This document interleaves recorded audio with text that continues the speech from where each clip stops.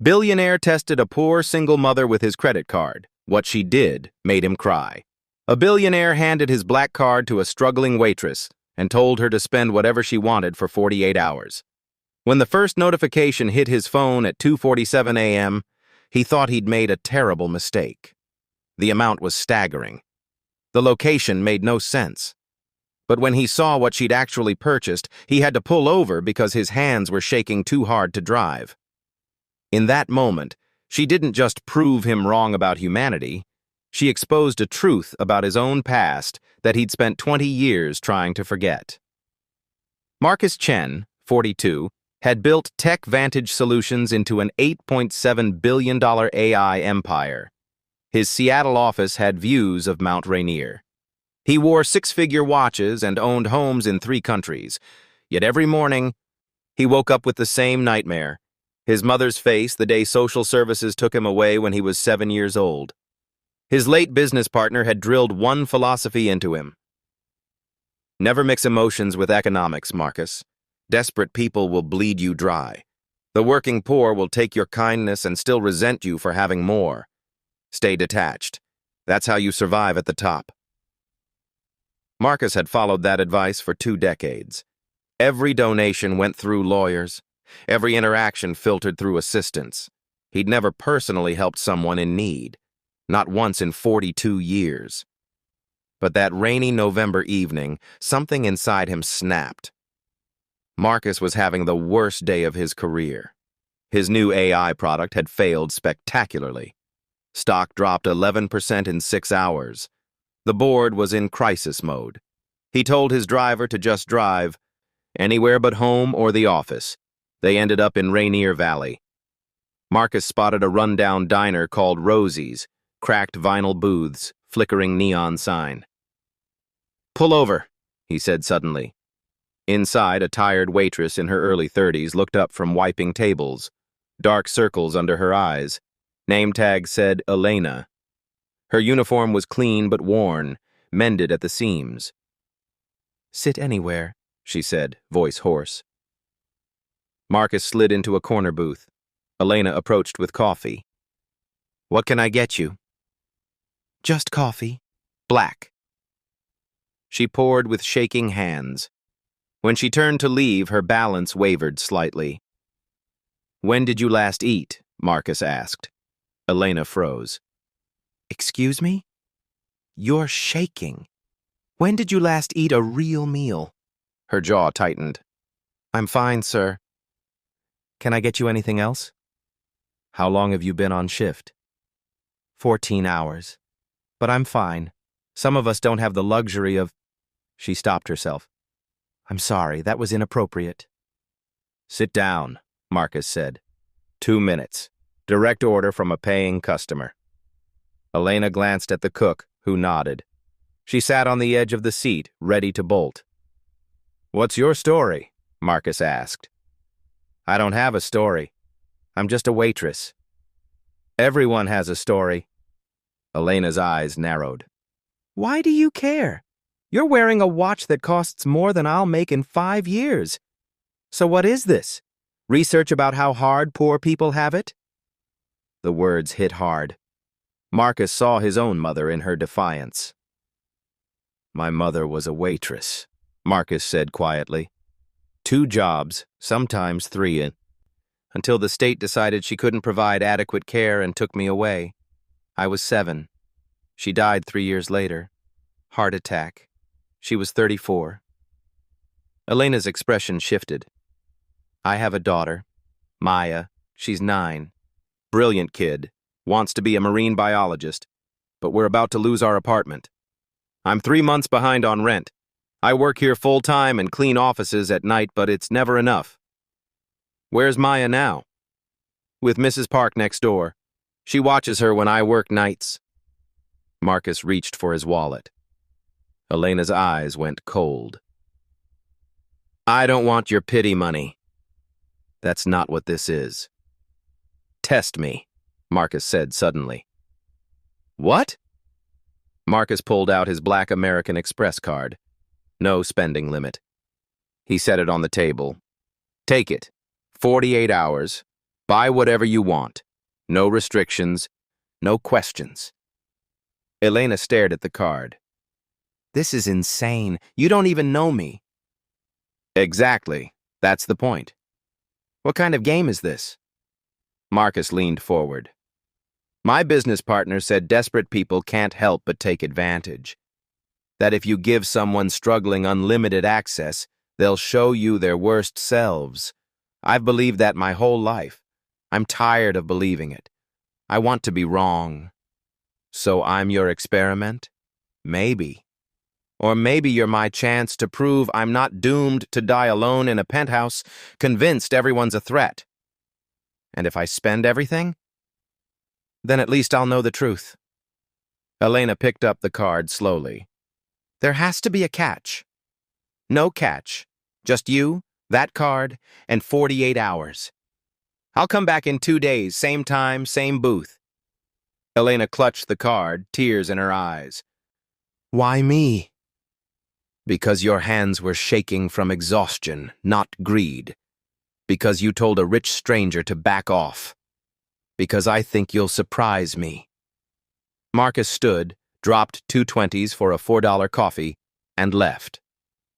Elena sat alone, staring at the black card in her trembling hands. Marcus spent the next 6 hours in his office, tablet open to his banking app, waiting. His assistant Jennifer found him at midnight. Go home, boss. Can't. What did you do? Gave my credit card to a waitress. Single mother. 3 months behind on rent. Working herself to death. Jennifer was quiet. Like your mom. Like my mom. And you're waiting to see if she empties your account? I'm waiting to see if I've wasted 20 years believing the worst about people. At 2:47 a.m., his phone buzzed. Transaction, $2,847.63. Location, Seattle Children's Hospital, Emergency Department. Marcus's stomach dropped. Medical. His hands shook. Something was wrong with her daughter. Oh, God, he whispered. I have to go. He raced to the hospital, arriving disheveled and frantic. The nurse eyed him suspiciously. I need to find Elena. She came in with her daughter Maya about an hour ago. Sir, I can't give out patient information. Please, I just need to know they're okay. Marcus? He spun around. Elena stood in the hallway, exhausted but unhurt. Beside her, a small girl with dark eyes and a fresh bandage on her forehead. What are you doing here? Elena asked.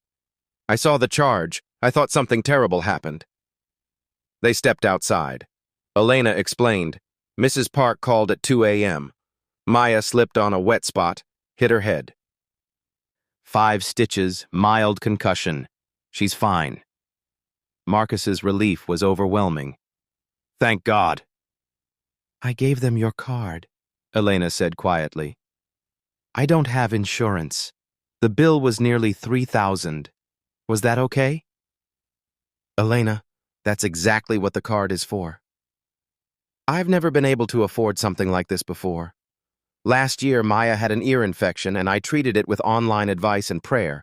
But tonight, I could tell them to run every test, make sure she's okay. Her voice broke.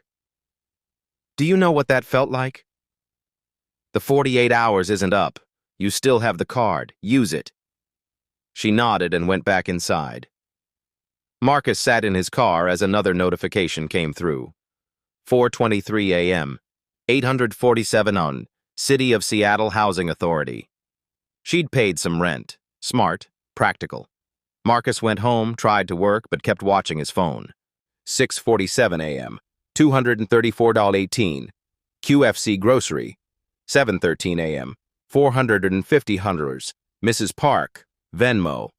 8:02 a.m. $167.43. Target Groceries paying back the neighbor basics.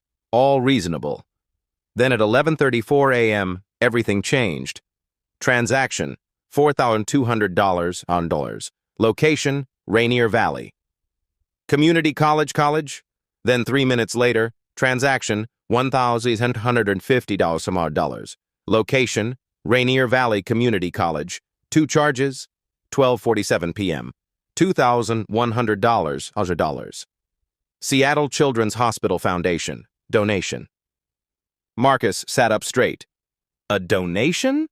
She donated to the hospital? 2:34 p.m. $3,600 sound. Rosie's Diner. He called the diner. The cook answered. The charge to Rosie's, what's that for? The cook sighed. Elena paid off her co-worker's debt. Jenna's car got impounded. Couldn't afford to get it out. Elena paid the fees so Jenna could get her car back. Said something about paying forward kindness. Marcus's throat tightened. 4:18 p.m. $1,200 here. Treehouse for Kids. Donation. 5:45 p.m. $675. Mary's Place. Seattle. Donation. Treehouse helped foster youth. Mary's Place was a homeless shelter. Elena was helping everyone. He called the college. I'm verifying charges. 3 transactions in 2 days. The clerk checked. Tuition for Elena Reyes in nursing, then separate payments for Maria Santos in culinary arts and Devon Mitchell in IT. Are you the parent for all 3? Something like that, Marcus said faintly. Elena had paid for 2 other people's college. That evening, his phone buzzed with a text. This is Elena. Can we meet tomorrow instead of Saturday? I need to return your card. I can't keep doing this. Marcus called immediately. I can't keep using your money to fix other people's problems, Elena said. I've spent over $20,000, and most of it wasn't even for me and Maya. Why did you pay for other people's college? Because I know what it's like to have the door shut in your face. Maria works nights with me at the cleaning company. Real talent, but couldn't afford culinary school. Davon is Mrs. Park's nephew, aged out of foster care with nothing. I've been in that system. Foster care from age 12 to 18. If I could help even one kid not feel as alone as I did. And the donations? The hospital saved Maya. How could I not give back? And I know what those shelters mean. When I see someone struggling, I see me. I see Maya. I can't ignore it. Elena, you still have 14 hours. Use them however you want. I trust you. After they hung up, Marcus sat in his dark office, tears streaming down his face. The notifications continued. 1:23 a.m., $2,300 sound. Pike Place Market Foundation donation. 6:23 a.m., $15,000. Rainier Valley Community College, the college called. Elena Reyes just established a scholarship fund, the Marcus Chen Second Chance Scholarship for former foster youth. She's fully funded 3 years for 5 students annually. Marcus couldn't speak. At 8 a.m., he walked into Rosie's. Elena sat in their booth with Maya, who wore a dinosaur shirt saying, Future Marine Biologist. Elena set the card on the table. I'm done. I spent $47,892.63. I can provide receipts. I don't need receipts. The scholarship fund. Why name it after me? Elena's eyes filled with tears. Because you gave me trust. Complete, unrestricted trust. Do you know how rare that is? People like me, we get help sometimes, but it always comes with conditions. Prove you're worthy. Prove you won't waste it. You didn't ask me to prove anything, you just trusted me. Maya looked up from coloring. That trust let me be the person I've always wanted to be but never had resources to be, Elena continued. Someone who helps. I've spent 3 years watching people drown, Jenna, Maria, Davon, Mrs. Park, feeling powerless. You gave me 48 hours to actually matter. Elena, you've always mattered. I looked you up. I know what you've built. And I thought, what if your mom had gotten a second chance? What if someone had trusted her with resources instead of judgment? That scholarship isn't just for those kids, it's for your mom, the chance she never got. Marcus's vision blurred. Maya tugged Elena's sleeve. Mama, is the nice man crying? Yes, baby. But they're good tears. Marcus wiped his face. You didn't prove my partner right. You proved everything I believed was wrong. You showed me that some people choose kindness even when they have every reason not to. He pulled out his phone and called Jennifer. Open a new account. 100,000 in checking, 200,000 in savings. Name of Elena Reyes. And draft employment papers. Director of Community Impact for TechVantage Foundation. Salary $120,000. Full benefits. Elena stared. Marcus, I don't have qualifications. You allocated $50,000 with more strategy than my entire board shows. You identified systemic gaps and filled them. You balanced immediate needs with long-term solutions. In 48 hours, you did what my foundation takes months to accomplish. That's not training. That's character. Maya's eyes went wide. Mama, does this mean we're okay? Elena pulled Maya close, sobbing. Baby, I think we're going to be okay. More than okay, Marcus said. I own a building in Capitol Hill. 3-bedroom unit, yours if you want it. Near good schools, on-site childcare. Below market rent. Can I have my own room? Maya asked hopefully. With space for my fish books? The aquarium has corporate partnership with us, Marcus added. Unlimited access for employees. Maya can go every week. Maya gasped. Every week? Elena was crying too hard to speak. Marcus leaned forward. When I gave you that card, I told you I was testing human nature, but I was really testing myself. I wanted you to prove my partner right so I wouldn't have to feel guilty anymore. So I could believe that even if I'd helped my mother, it wouldn't have mattered. But you proved something different. You proved that some people come out of hell still believing in kindness. And that means my mother's life mattered. She wasn't a cautionary tale. She was a hero, like you. I'm not a hero, I'm just a mom. That's exactly what a hero is. 6 months later, Elena worked at TechVantage Foundation. Her office overlooked Elliott Bay. Photos of Maya covered her desk. Maya at the aquarium, Maya at her new school, Maya in their new apartment. Marcus knocked on her door. Ready for the site visit? They drove to the college to meet the first scholarship recipients, 5 former foster youth, all pursuing degrees they couldn't have afforded. One young woman, Jasmine, stood. I aged out of foster care 3 years ago, lived in my car, worked fast food. Everyone said, forget nursing school, just survive. When I got the scholarship letter, I thought it was a scam. Then I Googled you both and saw Elena had been in foster care too. I thought, maybe someone actually sees us as worth investing in. Carlos, studying education.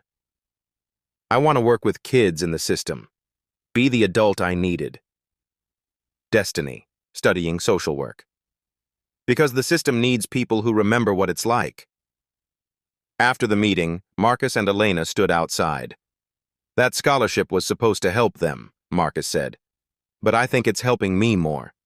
Every time I meet them, I see my mother, what she could have been. I can't save her, but I can honor her. Make sure others don't face the same choices. That's why I do this too, Elena said. Every person we help is who I was 6 months ago. If I can pull even one person out, maybe all those years meant something. They meant everything. You've placed 34 people in training programs, funded 23 scholarships, partnered with 7 shelters. Elena's phone buzzed. Text from Maya. Can Mr. Marcus come to my birthday party? I want him to see my sea turtle cake. She's inviting you to her party, Elena said. At the aquarium. Fair warning. She's invited her entire class. I wouldn't miss it. The party was beautiful chaos. 24th graders racing through the aquarium. Maya wore a construction paper starfish crown. When it came time for cake, she insisted Marcus sit beside her. Later, cleaning up, Elena said, "Thank you for coming. It meant a lot to us." I wouldn't have been anywhere else. They watched Maya show friends the octopus tank. "That first night," Elena said, "I was terrified. Not of you or a trick, but of what it meant if you were serious. Because if someone could just choose to help, then everyone who walked past us for months also made a choice. They chose not to see us. That's more painful than believing people don't care. I'm sorry I was one of those people for so long. But you stopped being that person. That's what matters." Marcus thought about the 53 scholarship recipients, the 34 training placements, the dozens of lives changed because one waitress chose kindness. "Do you ever think about what would have happened if I hadn't stopped?" he asked. "Every day. Maya and I would probably be in a shelter, and you'd still be alone, convinced people couldn't be trusted." "Sounds like we saved each other." Maya ran over. "Mr. Marcus, come look. The sea turtle just came up to breathe." Marcus let himself be pulled to the tank. Kneeling beside Maya, watching the ancient creature glide through water, he felt something settle in his chest. Not the absence of pain, his mother's loss would always be there, but something new. Purpose, connection, peace. A year ago, he'd handed a stranger his credit card expecting to confirm his darkest beliefs. Instead, he'd discovered that trust is not weakness, that compassion is not naivety, and that the richest thing a person can own is the ability to look someone in the eyes and say, "You matter, I see you. Let me help." Elena had spent 48 hours with unlimited resources and chose to lift others instead of herself. In doing so, she'd lifted him too, out of isolation, out of fear, out of the prison of wealth without meaning. Standing in that aquarium, surrounded by children's laughter, watching Maya point excitedly at marine life while Elena smiled beside him, Marcus finally understood what his mother had tried to teach him. That love isn't measured in dollars. That worth isn't determined by circumstances. That the truest test of character isn't what you do with everything. It's what you do with nothing. Elena had passed his test by refusing to play the game, and in doing so, she'd taught him how to finally win. Thank you for watching. If this story touched your heart, subscribe for more stories that remind us kindness is never wasted, that trust can heal, and that every person carries a story you can't see. Your attention ripples outward just like Elena's choices did. See you in the next one.